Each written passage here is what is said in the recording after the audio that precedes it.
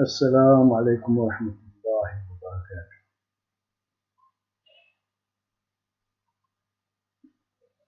نقدم لكم في هذه الحصة موضوع فيزياء. طبعا لاحظ في هذه الصورة تلسكوب هابل. هذا التلسكوب يعمل منذ حوالي 30 سنة، بدأ العمل في 1990، وفي الحقيقة سوف يعوض قريبا بتلسكوب آخر وقدم صور جميلة للكون الذي نعيش فيه. فالموضوع طبعا هو التماسك في المادة والفضاء، cohésion dans la matière et l'espace. نلاحظ وجود كلمتان في هذا العنوان، المادة، ونقصد التماسك في المادة راح نبدأ في مستوى المجهري، يعني الذرة، الجزيئات، وتفسير ظاهرة التماسك، دوران مثلا الإلكترونات حول النواة إلى آخره. والفضاء يعني التماسك في الفضاء، الكون الواسع اللي نعيش فيه، يعني المجرات والنجوم، وتفسير النظام الموجود، استقرار هذا النظام.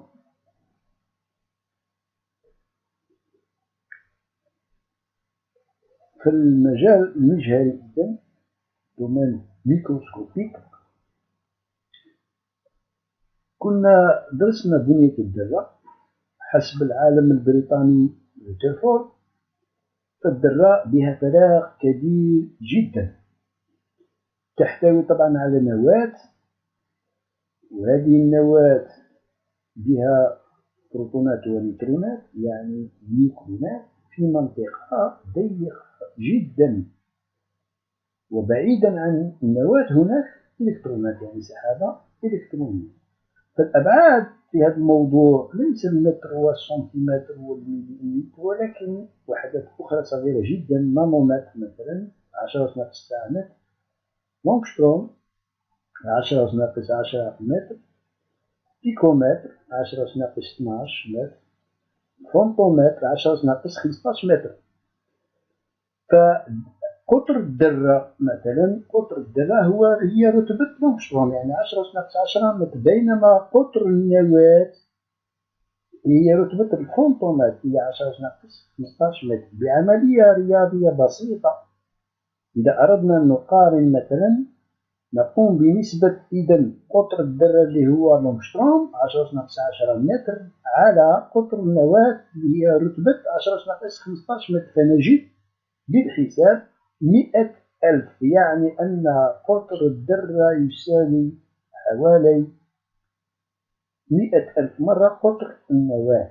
هذا معنى يعني فراغ كبير جدا في الذرة. حتى فمثلا لما يعني لو كان لدي كرة قدم مثلا بيدي، قطرها حوالي 20 سنتيمتر كمثال، ونعتبرها النواة، لابد نفهم أن السحابة الإلكترونية يعني أقرب مدار للنواة، وأنا مثلا في مدينة وهران يكون موجود في دائرة بوتيليس يعني على بعد 20 كيلومتر. وبمعنى آخر عندما نرسم حتى في السبورة نقوم بهذه الأخطاء، نرسم نلاحظوا في الرسم مثلا، الرسم الموجود في الصورة هنايا ذرة فيها نواة، لما نرسم في السبورة نواة ولو قطرها 1 سنتيمتر لازم نفهم أن الإلكترونات تكون خارج الثانوية على بعد أمتار، ولهذا احنا نقوم بهذه الأخطاء. تفهم حتى الرسم الموجود في هذه الصورة يعني لا يمثل الحقيقة في الذرة. حتى العالم هذا ريترفورد قال جملة شهيرة ذلك الوقت، لأنه لم يتوقع في الحقيقة ولا هو ولا كل العلماء آنذاك بهذه الحقيقة بعد تجربته التاريخية. ذكر هذه الجملة إنوش دون كاتدرال، يعني ذبابة في داخل كنيسة، يقصد هو كنيسة لأن الكنيسة حجم كبير، وشبهها بالذرة، والذبابة وسط الكنيسة هنا الذبابة اللي هي النواة. والغريب في الأمر أن كتلة الذرة، يعني الحجم الكبير هذا، هي كتلة النواة التي تعتبر نقطة. يعني كل الكتلة تاع الذرة متمركز في النواة، كما قلنا أن البروتونات والنيوترونات عندها كتلة كبيرة، ولكن الإلكترونات كتلتها مهملة. في المجال الميكروسكوبي هناك تشابه، طبعا تشابه بين ظاهرة الذرة والإلكترونات ودوران الإلكترونات حول النواة. وفي المجموعة الشمسية مثلا اللي نعيش فيها، هناك الشمس وكواكب تدور عليها وبينها فراغ، يعني هذا هو التشابه. وفي هذا الموضوع أيضا لا نستعمل المتر أو حتى الكيلومتر، ولكن وحدات أخرى اللي هي مثلا خاصة في المجموعة الشمسية نستعمل وحدة فلكية UA، حيث واحد UA هو حوالي 10 أس 12 متر، وتمثل في الحقيقة المسافة بين الشمس والأرض، هي تقريبا 150 مليون كيلومتر إذا أعطيناها بالكيلومتر، أو 10 أس 12 متر. ففي المجموعة أو داخل المجموعة الشمسية نستعمل هذه الوحدة. فمثلا عندما نقول أن كوكب يبعد ب 2 UA عن الشمس، معناه أن المسافة هي ضعف المسافة بين الشمس والأرض. هذا وجه المقارنة. أما خارج المجموعة الشمسية، لما نريد قياس المسافات بين النجوم اللي هي بعيدة جدا، نفضل استعمال سنة ضوئية حوالي 10 أس 16 متر.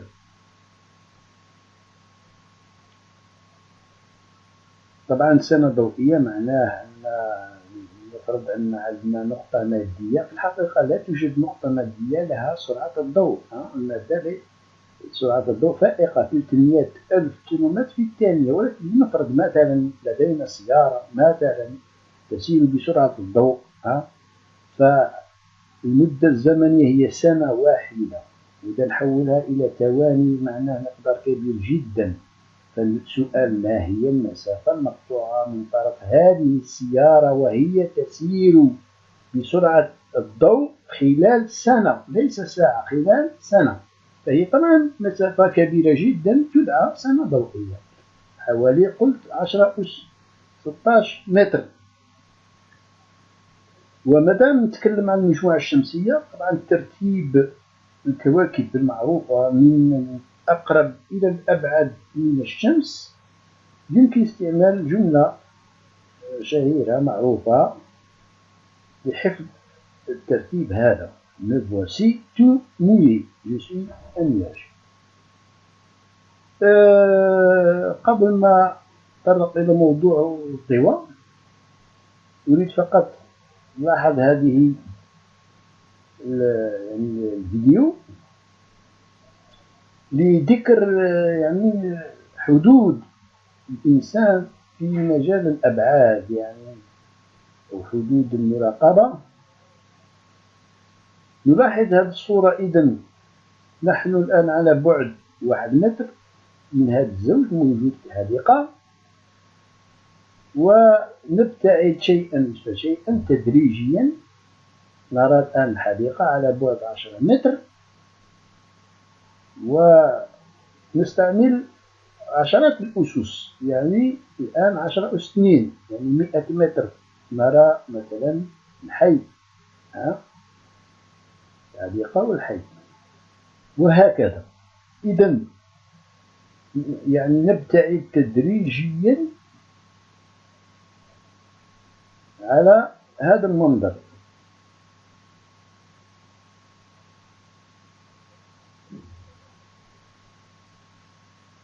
يعني بعد المدينة ربما نرى مثلا البلد، يعني البلاد، ثم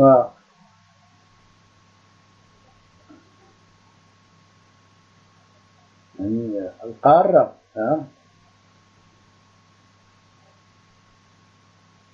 ويظهر الآن الكوكب الأرضي، يعني الأرض بحد ذاتها. نواصل إذن ابتعاد 10 أس 7 أو 8 متر الأرض ومدار القمر.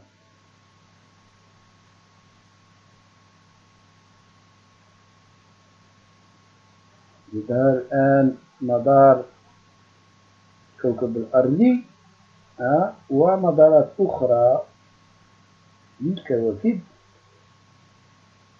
قريبة من الأرض.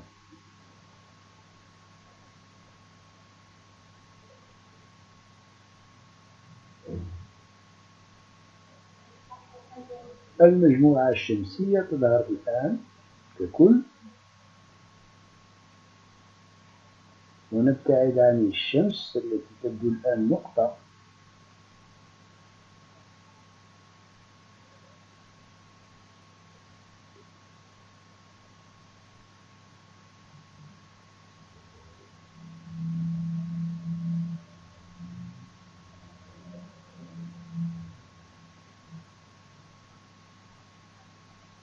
وهكذا إذن نواصل الابتعاد مجموعة نجوم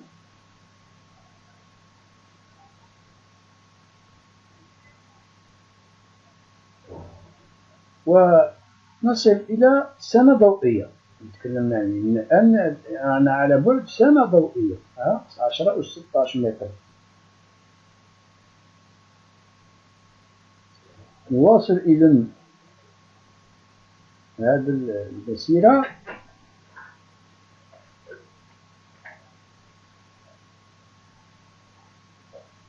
تظهر الشمس من بين آلاف النجوم كمثال بسيط عن النجوم.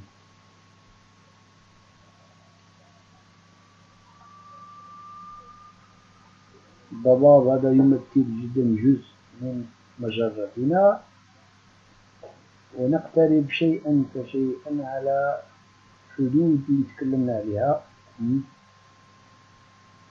طبعا درب تبانة لافوا لاكتي تظهر الآن هي المجرة نتاعنا، ومجرات أخرى تتبع.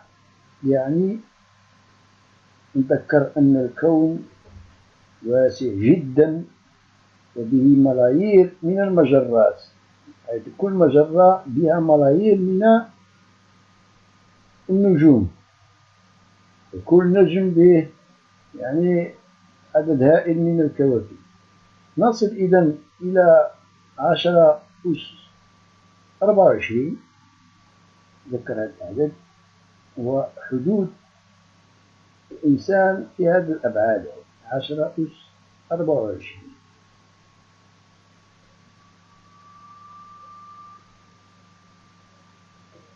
الآن إذا يعني نرجع إلى الوراء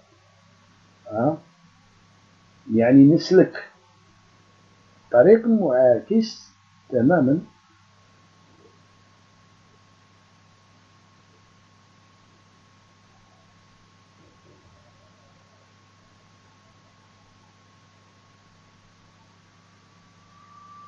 سوف طبعا نصل إلى الحديقة التي انطلقنا منها. يعني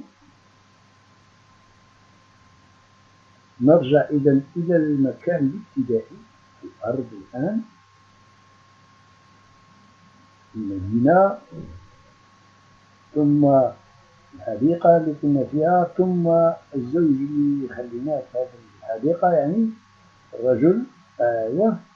الآن نرجع إذن للحالة الابتدائية، ثم نتغلغل يعني داخل المادة، يعني من المستوى الميكروسكوبي ننتقل إلى المستوى المجهري.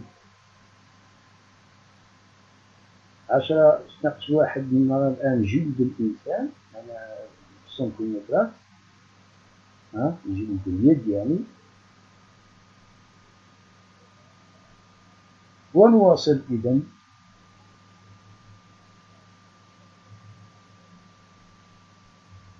رتبة المليمتر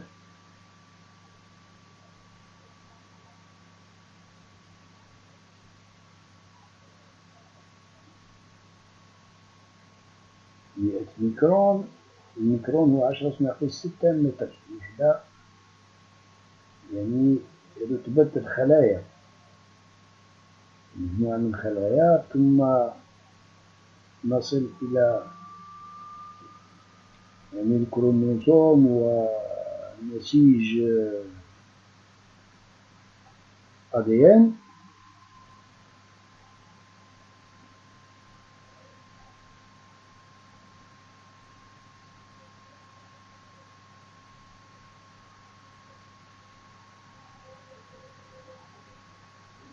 نقترب شيئا فشيئا من الجزيئات والذرات، يعني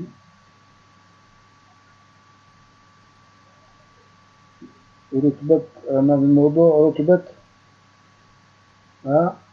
لونغستروم. ونلاحظ هنا سحابة إلكترونية على سطح الذرة، إذا صح التعبير. نتغلغل الآن داخل الذرة، ولما نجتاز الإلكترونات يعني السحابة الإلكترونية في فراغ داخل الذرة. هناك كما قلنا فراغ كبير جدا، ونتوجه نحو مركز الذرة حيث توجد كما قلنا نواة. نقترب قليلا الآن من النواة، وقلنا أن النواة بها بروتونات ونيوترونات، هي النيوكلونات، تسمى النيوكلونات نيوكليون. ولهذه البروتونات والنيوترونات هي مؤلفة هي الأخرى بحبيبات أصغر تدعى كوارتز. ونصل في نهاية المطاف إلى الحدود، هي حوالي 10⁻16 متر.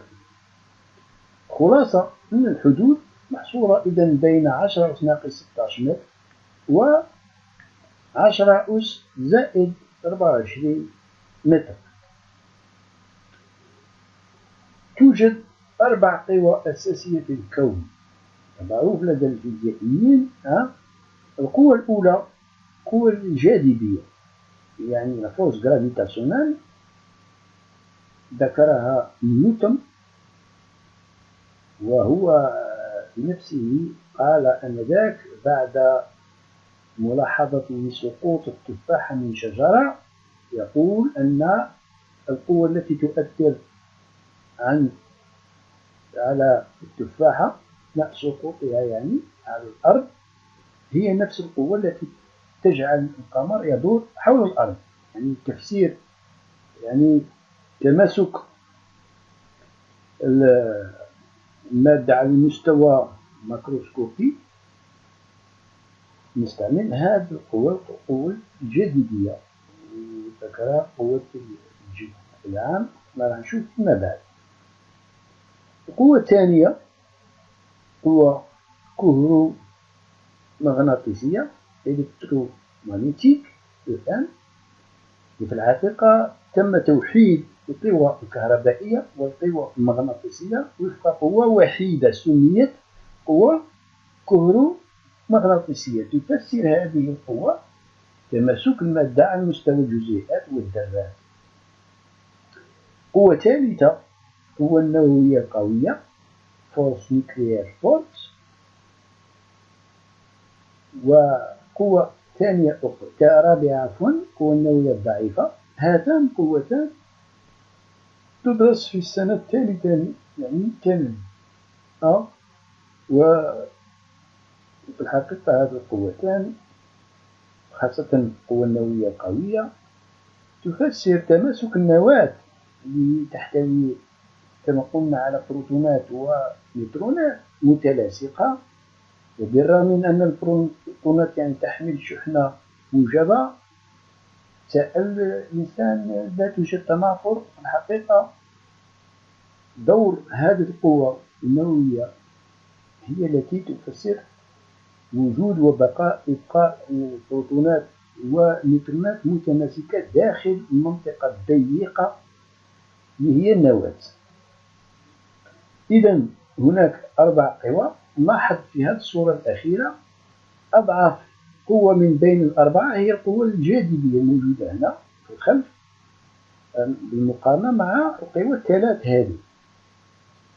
وفي الحقيقة علماء الفيزياء يريدون توحيد الأربع قوى إلى قوة وحيدة، مثلما تم توحيد القوى الكهربائية والمغناطيسية. العلماء يريدون توحيد الأربع قوى، ولكن في الوقت الحالي كثير من العلماء يؤكدون على وجود قوة خامسة، يعني مشكل آخر.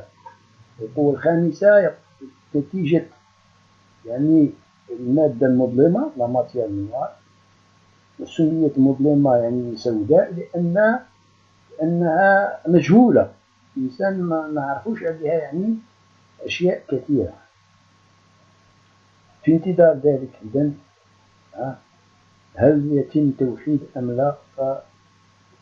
فربما يأتي زمن أو جيلكم أو جيل آخر يعني يصل إلى هذا التوحيد. قانون الجذب العام، إذن نذكر هذا القانون. قانون الجذب العام يستعمل لحد الوقت الحالي، يعني يقول نيوتن فيه تناسب يعني تجاذب بين كتل، وهذا قوة التجاذب يعني هي متساوية تتناسب طردا مع الكتل وعكسا مع مربع المسافة بينهما. وهذا الجي هذا ثابت، يبقى ثابت الجذب العام. حقيقة يعطى التلميذ في الثمانينات في هذا الموضوع، ولكن حذاري في الوحدات. الكتل بالكيلوغرام، وآر هذه المسافة بين الكتل هي بالمتر وليس بالكيلومتر، بالمتر. وآف طبعا بالنيوتن أو لا بشدة بنيوتن. فيه تطبيق لهذا القانون، يعني إذا مثلنا الكرة الأرضية نوضع المعطيات تي رمزها تي، ونصف قطرها إذن آر معروف، كتلتها جرونتان، ووجود جسم اس مثلا القمر الصناعي كمثال يدور حول الأرض، فهو موجود على ارتفاع اش بالنسبة لسطح الأرض، كتلته ان. هذه معطيات هذا التطبيق. إذا أردنا نطبق قانون الجذب العام حسب هذا القانون، فطبعا الأرض تؤثر على تجذب الأس بقوة اف تي اس، وفي نفس الوقت اس يجذب الأرض بقوة اف اس تي. هذا هو المعنى تاع قوة الجذب العام، حيث القوى متساوية. إذا طبقنا القانون قانون مباشرة انجداء الكتل، والتحت يعني درت ار بلس اش. لماذا ار بلس اش؟ لأن المسافة بين اس مركز اس ومركز الأرض هي اش اللي هو الارتفاع زائد ار، يعني نصف قطر الكرة الأرضية. ومادام اف تي اس كتبنا في البداية، ما معنى اف تي اس؟ يقول جذب الأرض للجسم اللي كنا نرمزولها ببي، يعني قوة الثقل. إذا عوضنا في القانون ام جي، حيث جي هذه تمثل شدة الجاذبية الأرضية باختزال ان مع حصل على قانون أساسي، قانون يدعى قانون الجاذبية جي. وقلنا سابقا أن جي ليست قوة، جي وحدتها هي نيوتن على كيلوغرام، وتعتمد أساسا على أبعاد الكوكب الأرضي يعني جرام تام وآر، والبعد المتحرك عن سطح الأرض اش. أما المقادير، أما جي فهو مقدار ثابت. إذا وضعنا اش تساوي صفر فيصبح القانون سميناه هنا جي زيرو، نسميه إذن الجاذبية، ولكن على سطح الأرض.